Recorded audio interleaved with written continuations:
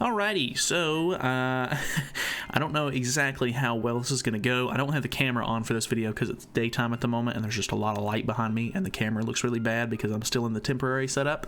But I wanted to mess around with this Liz a little bit, this Liz Hawk, because it's been a while since she came out and I feel like she gets really overshadowed by Summer Merlin because they came out on the same banner.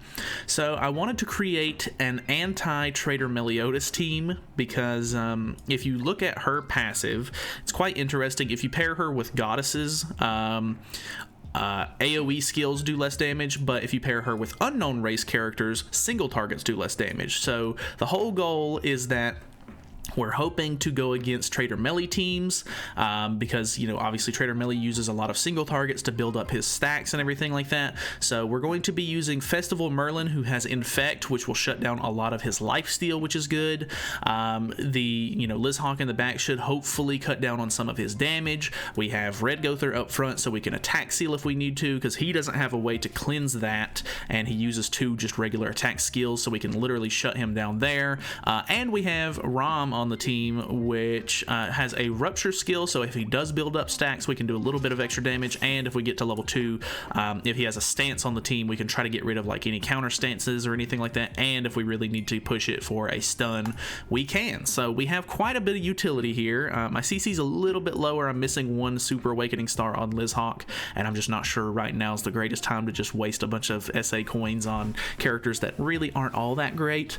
I would like to invest more into this character though. She's actually really interesting and could be good for either unknown comps or, you know, goddess comps. So we're gonna hop in. If you haven't subscribed already, feel free to subscribe. I don't know, it's a little bit of a weird, funny, just experiment sort of video, not really anything super serious, but I just wanted to mess around with it and we'll see how it goes. If it's not a Traitor Meli, I'll try to skip forward, so this might take a few more tickets than I'm anticipating for, so I will see you whenever we find a Meli. Alrighty, so finally I have my first match. It took me, it has dawned on me that Traitor Meli is maybe not the most relevant character in the meta at the moment. So that is a little bit of an issue. I think we're going to upgrade. I have actually been pushed back down into Platinum from trying to find matches here. I didn't do too many, but it was literally Bond team, King team, Bond team, and then the last match that I just did was a Goddess team, which actually worked out pretty well for this team because, you know, Liz Hawk in the back was reducing all of the Goddesses because of their team, and I was, you know, lowering single targets from my team. So that was actually kind of cool, but the whole goal was to find Traitor Meli teams. So we were able to shut down Escanor really easily there, which is really nice. He does have the Ludo with the Relic on, so he can potentially do a decent amount of damage to me. That actually was not too much. Boom, boom. He hits damage cap for sure. I do have Red Tarmiel Grace on her, so we'll see how that kind of goes. It looks like he's still into like doing like a ton of damage, which is really bad. So I think we'll go for something like this, and then we've got a little bit of utility left over for next turn as well. Unfortunately, we don't have an Infect on, but we can attack seal him, so he can't attack and get lifesteal back from that. So well, I guess that was kind of what I was hoping for as a result. So I'm gonna use the rest of these tickets and see if I can find another match. If I have to, I'll extend this for multiple sessions, but yeah, be right back. All right, we actually have another Traitor Meli, which is good. He's running the Gother comp on his, which is actually pretty nice because we can actually get a little bit of extra unknown on the field, so single targets are going to do even less for us. I'm going to just, oh, I didn't mean to do that. I'm going to hit him with the, good lord, there's no way he has gear on Escanor. There's no way. Like, I understand I'm in Platinum, but what was that? Okay, so maybe not the greatest. Definitely take this comp with a grain of salt too, because, you know, Traitor Meli is still an insane monster when it comes to PvE, or well, really it's come to anything in this game. But that man's a monster, and he will absolutely deal tons of damage no matter what you do to him. So even though I'm shutting down a lot of his single target damage, his AoE is still really good. And I mean, it's not like he's not going to deal like a ton of damage on his single target. The only thing that's really stopping him from killing me is the fact that Merlin's passive makes it to where he can't deal but so much damage to me on top of that. These two characters are pretty squishy as well, I think, so they would probably end up getting ripped to shreds by his AoE or his single target as well. So I mean, it's just, I don't know, it was just kind of like a fun little comp that I wanted to put together. It's nothing super crazy. If I can, I would like to try to get 3 matches in on this video, but we'll see how it goes. So the Bon is a little bit scary. I think we'll try and do something like this, try to start getting some damage out on him. Unfortunately, he has gold cards in hand, so I'm assuming he has attack seals, or maybe those are rank ups. I'm not quite sure, but if we can get rid of Bon before he becomes a threat, that would be really nice. It is an attack seal, but it's not the worst thing in the world because we can literally move this card and get all of those back. Never mind. Alright, so Bon is a huge threat to this team, if you weren't already aware of that. So let's go for upgrade. We'll hit him with this, and we'll go for Merlin's ultimate.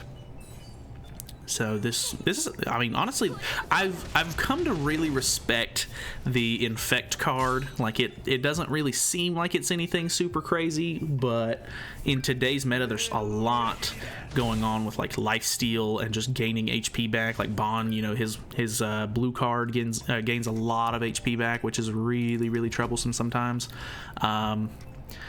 I don't think attack sealing is going to do too much, but we'll hit him with it, and then actually we can use this card, which will rank down his hand if we don't kill him here, which I don't think we will, but hit him with that. So he can't use the detonate card, and then we'll derank it by 1, because why not? Oh no, what have I done?